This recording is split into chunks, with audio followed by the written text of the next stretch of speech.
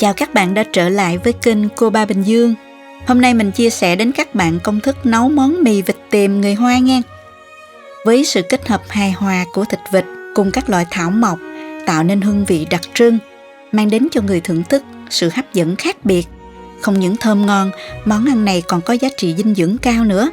Cách nấu món này không khó, nhưng phần nguyên liệu và công đoạn hơi nhiều chút xíu, nên mình sẽ phân ra thành từng phần sao cho các bạn dễ tham khảo nhất nha. Đây là từng phần nguyên liệu để các bạn theo dõi tổng quát. Mình sẽ nhắc lại lần nữa trong lúc chúng ta thực hiện ha. Mình sử dụng đùi vịt và ức vịt, còn xương vịt mình sẽ hầm cùng với xương heo để lấy nước ngọt.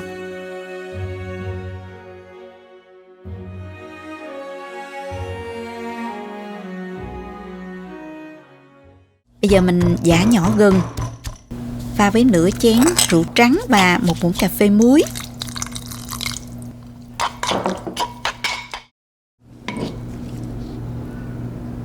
Chà sát lên đều các miếng vịt, chà kỹ cả phần da và thịt vịt nha các bạn. Cách này sẽ khử đi mùi hôi của vịt rất hiệu quả. Tiếp theo thì mình đi trụng xương ha, và cho xương heo vào. Phần xương ống này mình đã ngâm với muối và giấm khoảng 2 giờ rồi, cho xương nó ra hết máu động ở trong tủy á. Mình cũng đã rửa sạch sẽ rồi. Xương vịt mình cũng cho vào trụng luôn nha. Để đỡ mất thời gian, mình cho nước nóng vào nồi, mở lửa lớn đến khi sôi lên khoảng 2 phút.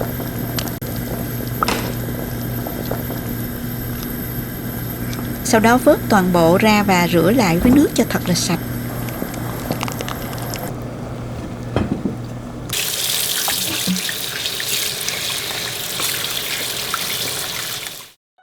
Phần vịt mình cũng ướp gừng được 15 phút rồi. Bây giờ mình sẽ vuốt bỏ đi hết cái phần xác gừng, hoặc các bạn có thể dùng giấy bếp lau khô lại da vịt.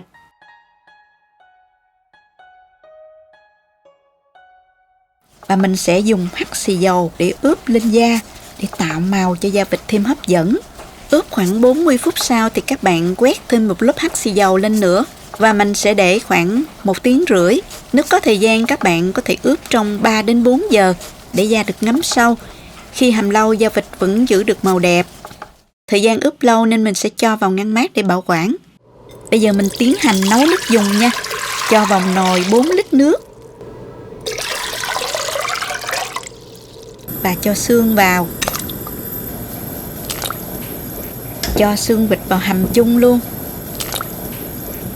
Cho vào 10g đường phèn và nửa muỗng canh muối.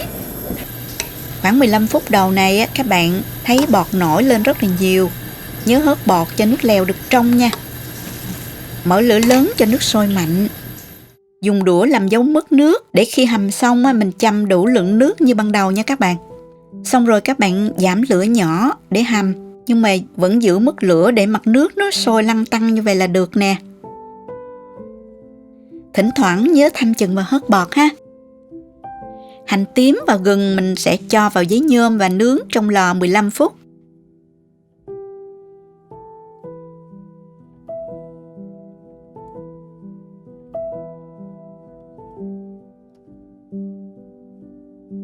Có thể nướng trên bếp cũng được, tùy các bạn ha. Xong rồi mình cạo vỏ, rửa sạch và đập dập gừng ra.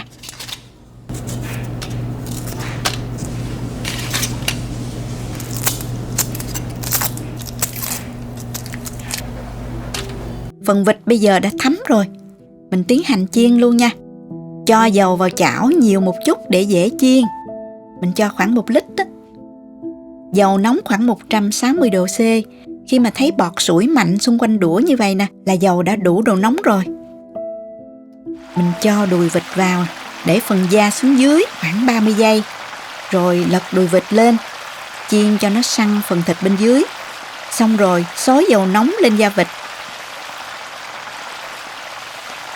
Các bạn cứ xối đều đặn như vậy nè, da vịt sẽ giòn và vàng lên. Các bạn dùng vợt sẽ dễ làm hơn. Vịt không bị sát da dưới đáy chảo, rất dễ nhìn thấy màu sắc để canh sao cho vừa ý. Với lại khi mà ngâm vịt trong dầu nóng liên tục, nó sẽ dễ bị cháy da. Đồng thời cái phần bợn dầu sẽ dính hết lên vợt, khi chiên xong dầu không bị cặn dơ.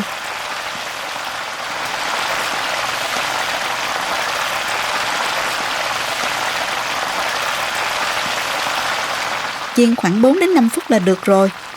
Thấy da nó vàng rồi mình vớt ra và để cho ráo dầu ha.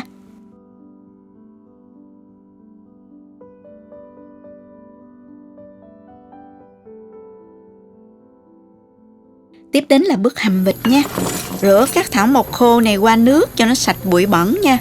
Các loại thảo mộc này đều là thảo dược bổ dưỡng và rất tốt cho sức khỏe. Kết hợp trong món mì vịt tiềm giúp cho nước dùng có vị thanh ngọt tự nhiên và át đi mùi hôi khó chịu của thịt vịt. Các bạn tìm mua ở tiệm thuốc Bắc sẽ có đầy đủ, hoặc mua đóng gói sẵn ở các tiệm bán gia vị. Bạn nào ở nước ngoài thì mình mua ở chợ người Hoa hay chợ Việt Nam đều có, hoặc có thể mua trên Amazon nhé. Liều lượng và tên từng loại cụ thể mời các bạn xem lại một lần nữa ở đây nhé. Bây giờ mình cho gừng và hành tím nướng vào và cho hết phần vịt đã chiên vào hầm chung.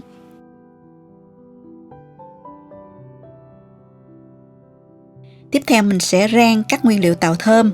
Các bạn xem lại liều lượng ở đây trước khi bắt đầu ha. Cái nào to các bạn cho vô trước. Rồi 30 giây sau mình cho tiêu sọ và hạt ngò vào rang cùng. Nghe mùi thơm là được rồi đó. Cho tất cả vào lưới lọc này.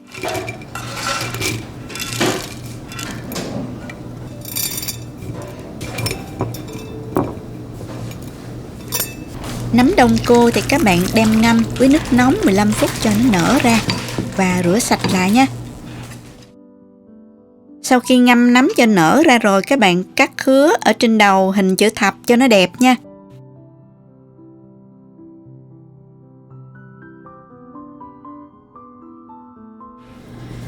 Sau 15 phút hầm vịt, mình sẽ cho lưới lọc hương liệu vào và cuối cùng là nấm đông cô.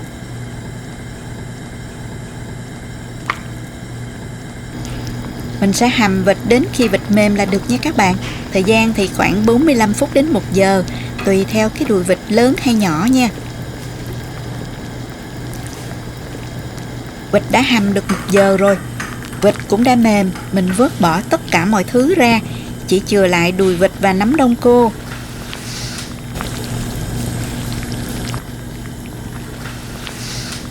Nhớ châm nước vào để đủ với lượng nước ban đầu.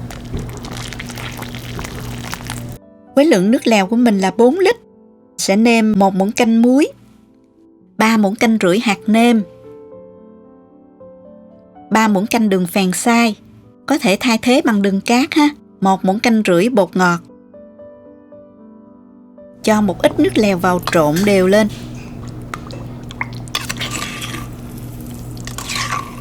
Rồi cho vào nồi, khuấy lên cho đều. Nếm lại. Mình thấy vừa rồi đó. Các bạn có thể nêm cho vừa khẩu vị gia đình nha. Cuối cùng thì mình nêm thêm 1 muỗng canh nước tương cho đậm đà và dậy mùi thơm. Vậy là xong rồi đó các bạn. Bây giờ chúng ta đi đến phần cuối cùng là trình bày thành tô mì hoàn chỉnh nha. Nấu một nồi nước thật sôi, sau đó cho mì vào trộn đều. Khi nước sôi lại, mì nổi lên trên mặt thì nhanh tay vớt hết mì ra.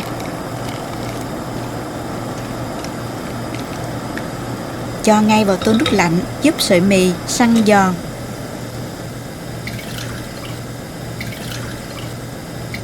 Nhúng mì trở lại nước sôi cho nóng. Vũ ráo nước và cho vào tô.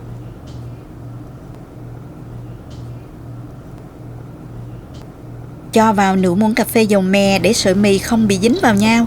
Các bạn thay thế bằng dầu tỏi phi cũng được ha. Tiếp theo là luộc phần cải. Cho vào nửa muỗng canh dầu ăn, một chút muối. Đợi nước sôi trở lại. Cho cải thìa vào trụng nè.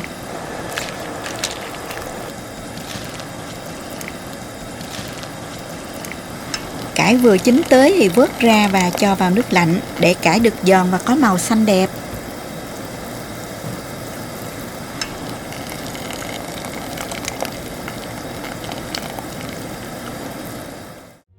Xếp đùi vịt nè, cải thìa lên mặt tô.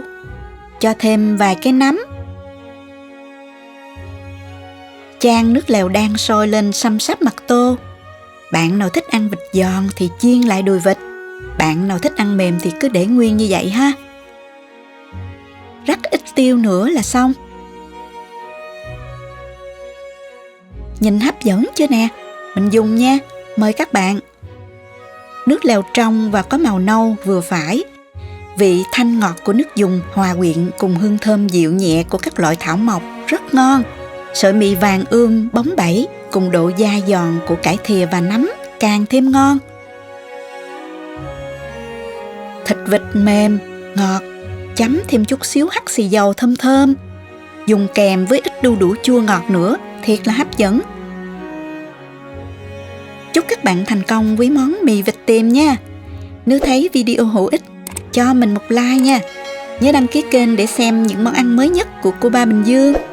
Các bạn có thể truy cập website cobabình dương.com để xem nhiều công thức nấu ăn với dạng bài viết nha. Cảm ơn các bạn đã luôn đồng hành và ủng hộ kênh cô Ba Bình Dương. Chào tạm biệt và hẹn gặp lại.